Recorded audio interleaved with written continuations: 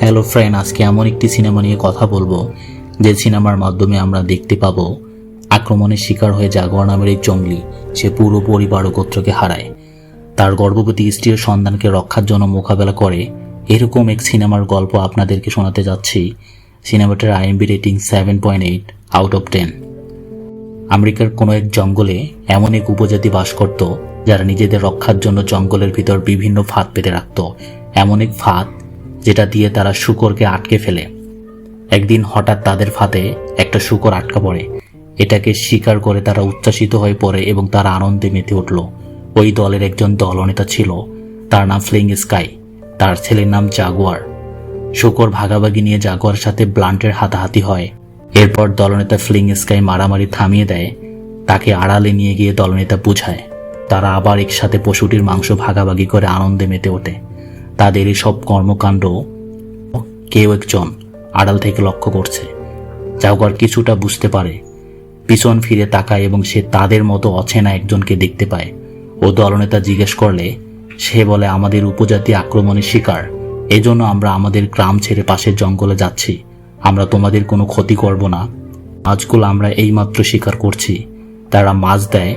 জাগুয়ারের রীতি অনুযায়ী তারা তাদেরকে শূকরের মাংস দেয়। কিন্তু জাগুয়ার তাদের সন্দেহ করে। তাদের এসব কিভাবে হলো জিজ্ঞেস করার জন্য যাইতে চাইলে তাদের দলনেতা তাকে মানা করে। এরপর দেখা যায় জাগুয়ার বাহিনী তাদের আশ্রয় ফিরে আসে। তাদের হাতে মাছ দেখে সবাই খুশি হয়। এই কুটিরে ফিরে আসে তার ছেলে ও স্ত্রী কাতে অনেক মজা করে। এখানে বলে রাখি, তার স্ত্রী নাম সেভেন। সে একজন গর্ভবতী। কিছু সময় পর হঠাৎ করে দেখা যায় তার এই উপজাতি একজন চিৎকার করে কুটির থেকে বেরিয়ে আসলো। সে কিছু একটা করছে। তার এই কর্মকাণ্ড দেখে সবাই অনেক হাসি ঠাট্টা করলো। রাত হয়ে আসলে দেখা যায় তারা একসাথে আগুন জ্বালিয়ে তাদের উপজাতিদের মধ্যে কোনো এক বয়োজ্যেষ্ঠর কথা খুব মনোযোগ দিয়ে শুনছে। কিন্তু জাগুয়ারকে দেখা যায় ওই অচেনা উপজাতি নিয়ে অনেক চিন্তা করছে। সবাই আনন্দে মেতে উঠলেও জাগুয়ারের মনে আনন্দ নেই। পরের দিন ভোরে দেখা যায় জাগুয়ার স্বপ্নে কুকুরের ডাক শুনতে পায়। আবার ওই অচেনা ব্যক্তিকে দেখে তার হাতে একটা হৃৎপিণ্ড। জাগুয়ারের ঘুম ভেঙে যায়। সে উঠে বসে এবং চিন্তা করে। এরপর দেখা যায় এক অচেনা উপজাতির নেতা জিরোল তার দলবল নিয়ে জাগুয়ার বাহিনীর উপর আক্রমণ করার জন্য প্রস্তুতি গ্রহণ করছে। ও ভয়ঙ্করভাবে সবকিছু নোটিশ করতেছে। জাগুয়ার আবার কুকুরের ডাক শুনতে পায়। সে বেরিয়ে এসে দেখে বাইরে কেউ নেই, সবাই ঘুমাচ্ছে। হঠাৎ করে জাগুয়ার দেখে আক্রমণকারীর হাতে আগুন নিয়ে এগিয়ে আসছে। এদিকে তড়িহড়ি করে জাগুয়ার তার গর্ভবতী স্ত্রী ও সন্তানকে নিয়ে আত্মরক্ষার জন্য এক গর্তে দড়ি দিয়ে নামাই দেয়। দড়ি দিয়ে নামিয়ে দেওয়ার সময় একজন দেখে ফেললে তখন জাগুয়ারকে আক্রমণ করতে আসলে জাগুয়ার তাকে মেরে ফেলে, যাতে সে অন্য কাউকে জানাতে না পারে। সে তার বসতি রক্ষার জন্য তার স্ত্রীর কাছে বিদায় নেয়। দড়ির অবশিষ্ট অংশটি গাছের গুড়ির সাথে ভালোভাবে শক্ত করে বেঁধে দেয়। ততক্ষণে আক্রমণকারীরা জাগুয়ার বাহিনীর ঘরবাড়ি পুড়িয়ে দেয়, অসংখ্য লোককে হত্যা করে। এখানে ফেরার পর দেখতে পায় একটা লোক তার বাবাকে মারার চেষ্টা করছে, আর সে ছুটে তার বাবাকে বাঁচার জন্য ওই লোকটিকে মারার চেষ্টা করে। কিন্তু বাহিরের অন্য লোকগুলো এসে জাগুয়ারকে ধরে ফেলে। জাগুয়ারের পুরো গ্রাম ওই বাহিরের লোকগুলোর কাছে হেরে গেছে। জাগুয়ার তার বাবার দিকে তাকিয়ে বলে, আমাকে ক্ষমা করে দিও বাবা। এরপর একটু আগে জাগুয়ার যে লোকটিকে মারছিল সে এটা শুনতে পায় এবং তার সামনেই তার বাবাকে চাকু দিয়ে মেরে ফেলে। জাগুয়ারকে বড় একটা কাঠের টুকরা দিয়ে মেরে ফেলে। জাগুয়ার ওইখানেই অজ্ঞান হয়ে পড়ে। এরপর যখন তার জ্ঞান ফিরে এসে দেখতে পায় ওদের গ্রামের সমস্ত মানুষ হাত পা বেঁধে বন্দি বানানো হয়েছে। ওদের পুরো গ্রামটা নষ্ট হয়ে গেছে। প্রত্যেকটা বাড়িতে আগুন জ্বলছে। জাগুয়ার ওই গর্তের দিকে তাকালে আক্রমণকারীর একজন সন্দেহ করে এবং সেই গর্তের দিকে যায় এবং সে ওই গর্তের আশেপাশে যায় এবং গর্তের আশেপাশে সে একটা লাশ দেখতে পায়। দড়ি দেখতে পায় যেটা গর্তের ভিতর দিয়ে চলে গেছে। এটাকে সন্দেহ করে এবং একটি পাথর ওই গর্তের ভিতরে ফেলে দেয়। এই দড়িটাকে কেটে ফেলে। আক্রমণকারীরা তাদের বন্দি করে নিয়ে যাওয়ার সময় লক্ষ্য করে যে গর্তের ভিতর থেকে তার স্ত্রী দড়িটাকে টেনে নিচের দিকে নিয়ে যাচ্ছে। এটা দেখে জাগুয়ার কিছুটা স্বস্তি বোধ করে যে হ্যাঁ, তার স্ত্রী এখনো বেঁচে আছে। উপজাতি তাদের আক্রমণ করছে। তাদেরকে দল বেঁধে জঙ্গলের মধ্যে দিয়ে নিয়ে যাওয়ার সময় নদী পার হয়ে তাদেরকে নিয়ে যায়। দল বেঁধে নিয়ে যাওয়ার সময় আক্রমণ বাহিনী তাদেরকে অনেক অত্যাচার করে। লক্ষ্য করলে দেখা যায় যে জাগুয়ার স্ত্রী ও সন্তান ওই গুহার মধ্যে এখনও জীবিত আছে। রাত হয়ে যাওয়ার কারণে আক্রমণকারীরা ও বন্দি জাগুয়ার বাহিনী একটা জঙ্গলে রাত কাটায়। পরের দিন সকালে যাওয়ার সময় তার একটি ফাঁকা জায়গায় দেখি অনেকগুলো লাশ পড়ে আছে। একটি মেয়ে জীবিত আছে। সে সামনে আসলে আক্রমণকারীর একজন তাকে লাঠি দিয়ে ঠেলে দেয়। ওই মেয়েটি বলে, একদিন সূর্যগ্রহণ হবে, কেউ একজন তোমাদেরকে একটি জঙ্গলে নিয়ে যাবে, তোমাদের সবাইকে ধ্বংস করে দিবে। জাগুয়ার বাহিনীকে দল বেঁধে রাজার কাছে নিয়ে যায় এবং সেখানে তাদেরকে এক এক করে জাগুয়ারের সামনে হত্যা করে। জাগুয়ারের স্ত্রী ও সন্তানের কথা মনে পড়ে। এরপর দেখা যায় জাগুয়ারকে মারতে আসলে ওই সময় হঠাৎ করে সূর্যগ্রহণ চারদিকে অন্ধকারে ছেয়ে যায় এবং এই ঘটনাকে দেবতার সন্তুষ্ট হওয়ার লক্ষণ হিসেবে তারা গ্রহণ করে, যার ফলে অবশিষ্ট বন্দীদের রক্ষা করা হয়। যাই হোক, বাকি বন্ধুদেরকে হানাদার ব্যারাকে নিয়ে যায় একটা টার্গেট অনুশীলন হিসেবে ব্যবহার করার জন্য। আক্রমণকারীরা তাদের মুক্তির প্রস্তাব দেয়, যদি তাদের দিকে নিক্ষেপ করা ক্ষেপণাস্ত্রকে ফাঁকি দিতে পারে হলেই তারা মুক্তি পাবে। এরপর দেখা যায় জাগুয়ার বাহিনী দুইজন এলো পাথরে দৌড় দিল। এরপর তীর আর পাথর ছুটতে লাগলো। পাথরের আঘাতে একজন আহত হলো এবং আরেকজন তীরের আঘাতে ওখানেই মারা গেল। এরপর জাগুয়ারের পালা। জাগুয়ার ও আরো একজন একসাথে দৌড় দিল এবং তারা ক্রোশ হয়ে দৌড় দিল। একবার একদিকে যায়, আরেকবার অন্যদিকে যায়। আক্রমণকারীরা তাদের উপর পাথর তীর ছুটতে লাগে। তারা এভাবে দৌড়ের কারণে তাদের গায়ে পাথর লাগে না। এরপর একজন তীরের আঘাতে সেখানেই মারা যায়। জাগুয়ারের পিঠে তীর লেগে আহত হয়। জাগুয়ারকে মারতে আসলে সে চাকু দিয়ে আক্রমণকারী দলনেতার ছেলেকে হত্যা করে ফেলে। এরপর দলনেতা জিরোল তার ছেলের দিকে এগিয়ে আসে, দেখে তার ছেলে মারা গেছে। এটা দেখে জাগুয়ার অনেক রাগান্বিত হয়ে ওঠে। তার ছেলের মৃত্যুর কারণে চাকু নিয়ে জাগুয়ারের পিছু হাঁটে। জাগুয়ার ভূতটাকে পার হয়ে দেখে অসংখ্য মানুষের লাশ। এটা দেখে জাগুয়ার অনেক ভয় পায়। জাগুয়ার জঙ্গলের ভিতর দিয়ে একটা গাছের উপর লুকিয়ে পড়ে। এদিকে জিরোল তার বাহিনী নিয়ে জঙ্গল আক্রমণ করে।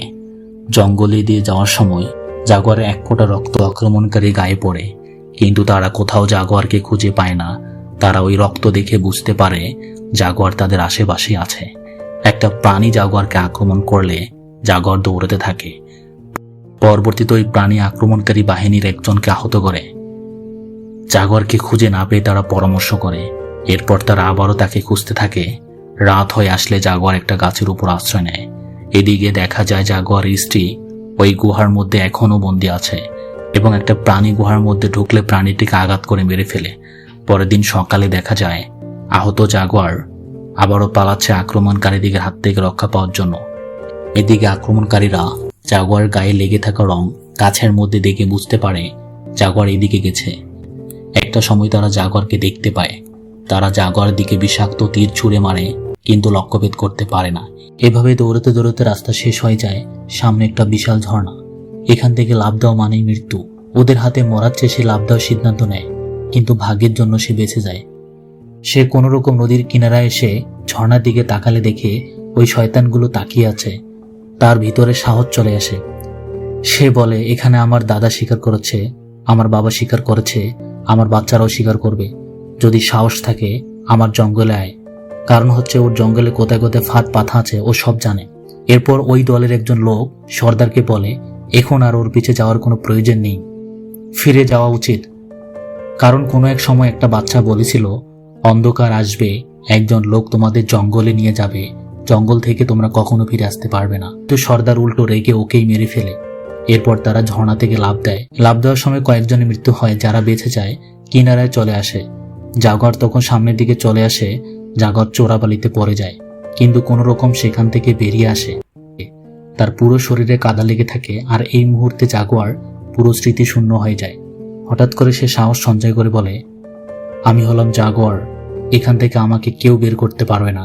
আমি কাউকে ভয় পাই না, আমি ওদের জঙ্গল থেকে বের করব। এরপর ওর মাথায় বুদ্ধি আসে। সে মৌমাছি ধরে শয়তানদের উপর ছেড়ে দেয়। তারপর ব্যাঙের শরীর থেকে বিষ নিয়ে আরেকজনকে মেরে ফেলে। সে দৌড়াতে দৌড়াতে আবার আরেকজনের সামনে পড়ে। জাগুয়ারকে মারতে আসলে একটা জায়গায় হাতিয়ার পরে রয়েছে। দুজনে দুজনের দিকে দৌড়াতে থাকে। ওই হাতিয়ার পর্যন্ত চলে আসে এবং সেটি উঠিয়ে নেয়। সে মারার আগে জাগুয়ার ওকে মেরে দেয়। আর তখনই বৃষ্টি শুরু হয়ে যায়। তখন জাগুয়ার তার স্ত্রী সন্তানের কথা মনে পড়ে। ওরা তো কুয়োর মধ্যে আছে, ওরা তো পানিতে ডুবে মরবে। এদিকে ডেলিভারি ব্যথা শুরু হয়ে গিয়েছিল, যে কোনো সময় সে সন্তান জন্ম দেবে। জাগুয়ার দৌড়াতে দৌড়াতে কুয়ার কাছে যায়। তার স্ত্রী তাকে বলে, আমাকে তাড়াতাড়ি বের করো। কিন্তু ওই শয়তান দলে 3জন লোক বেঁচে রয়েছে। তিনজনের দুইজন কুয়োর সামনে এসে থেমে যায়, আর তারা দেখতে পায় ভিতরে কি রয়েছে। তার স্ত্রী এবং বাচ্চাকে দেখে ফেলে, আর এদিকে সর্দার কিন্তু জাগোয়ার পিছু নিয়েছে। পালাতে পালাতে হঠাৎ একটা জায়গায় এসে কিছু একটা দেখে এবং দাঁড়িয়ে যায়। ওই দলে সর্দার সেখানে চলে আসে, আর সর্দার তো পুরো খেপে ছিল। ওর সব লোকদের মেরে ফেলেছে, 2 সন্তানকে মেরে ফেলেছে। তো সে জাগোয়ার দিকে দূর থেকে একটা তীর মারে। সেটা জাগোয়ারের বুকের একটু উপরে লাগে, অল্পের জন্য বেঁচে যায় এবং জাগোয়ার আহত অবস্থায় উঠে দাঁড়ায় ও সর্দারকে চ্যালেঞ্জ করে তার সাথে লড়াই করার জন্য। সর্দার তার হাতের তীর ফেলে চাকু বের করে জাগোয়ার দিকে দৌড়াতে চায়, কিন্তু তখনই তার পা কিছুতে আঘাত লাগে। জাগোয়ার পশু ধরার জন্য ফাঁদ পেতে রেখেছিল, যেটা আমরা সিনেমার প্রথমে দেখেছিলাম। তো সেই ফাঁদে সর্দার মারা যায়। এখান থেকেও পালাতে হয়, কারণ আরো 2 জন অধিবাসী এখনো বেঁচে ছিল। পরবর্তীতে দেখা যায় জাগোয়ারের স্ত্রী পানির মধ্যেই বাচ্চা প্রসব করে। এদিকে জাগোয়ার পালাতে পালাতে সমুদ্রের কিনারায় চলে আসে। কিনারায় এসে এমন কিছু দেখে, এটা দেখে সে অবাক হয়। সে এর আগে কখনো এটা দেখেনি। তার পিছে পিছে আদিবাসী দুটোও চলে এসেছে, তারাও এটা দেখে অনেক অবাক। আর আমরা দেখি সমুদ্রের জাহাজ তাদের দিকে আসছে। সুযোগে জাগোয়ার পালিয়ে কুয়োর কাছে যায়, তার পরিবারকে বাঁচায়, নিরাপদ স্থানে যায়। তারা বন থেকে জাহাজের দিকে তাকাচ্ছে এবং তার স্ত্রী তাকে বলতেছে তাদের কাছে যাওয়া উচিত কিনা, কিন্তু জাগোয়ার বলে তাদের একটি নতুন শুরুর সন্ধানে বনে ফিরে আসা উচিত। এভাবেই সিনেমাটি শেষ হয়ে যায়। যদি সিনেমাটি ভালো লেগে থাকে চ্যানেলটি সাবস্ক্রাইব করে পাশে থাকবেন, যাতে নতুন নতুন সিনেমা নিয়ে হাজির হতে পারি। খোদা হাফেজ।